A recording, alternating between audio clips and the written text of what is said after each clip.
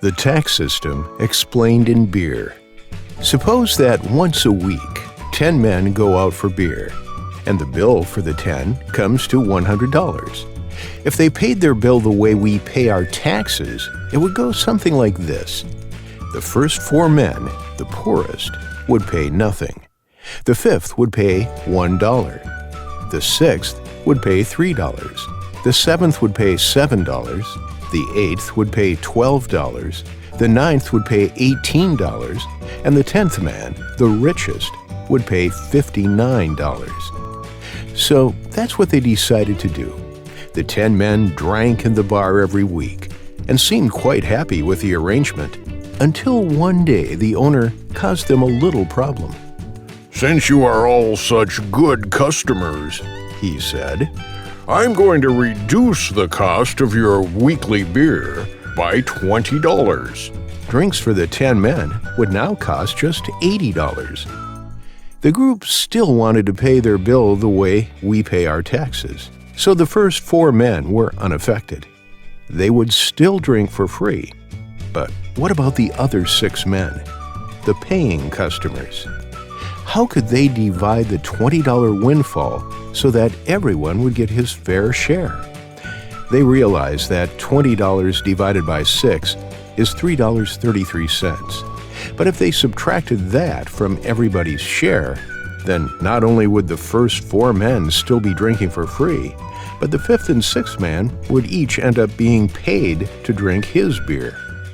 So the bar owner suggested that it would be fairer to reduce each man's bill by a higher percentage. They decided to follow the principle of the tax system that they had been using, and he proceeded to work out the amounts he suggested that each should now pay. And so, the 5th man, like the first 4, now paid nothing, a 100% saving. The 6th man now paid $2 instead of $3, a 33% saving. The 7th man now paid $5 instead of $7, a 28% saving. The 8th man now paid $9 instead of $12, a 25% saving. The 9th man now paid $14 instead of $18, a 22% saving. And the 10th man now paid $49 instead of $59, a 16% saving. Each of the last 6 was better off than before, with the first 4 continuing to drink for free. But once outside the bar, the men began to compare their savings. "I only got $1 out of the $20 saving," declared the 6th man. He pointed to the 10th man. "But he got $10. "Yes, that's right," exclaimed the 5th man. "I only saved $1 too. It's unfair that he got 10 times more benefit than me." "That's true," shouted the 7th man. "Why should he get $10 back when I only got 2? The wealthy get all the breaks." "Wait a minute," yelled the first 4 men in unison.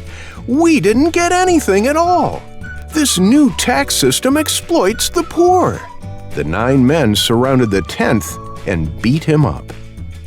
The next week, the 10th man didn't show up for drinks, so the 9 sat down and had their beers without him. But when it came time to pay the bill, they discovered something important. They didn't have enough money between all of them to pay for even half of the bill. And that, boys and girls, journalists and government ministers, is how our tax system works. The people who already pay the highest taxes will naturally get the most benefit from a tax reduction. Tax them too much, attack them for being wealthy, and they just might not show up anymore. In fact, they might start drinking overseas, where the atmosphere is somewhat friendlier.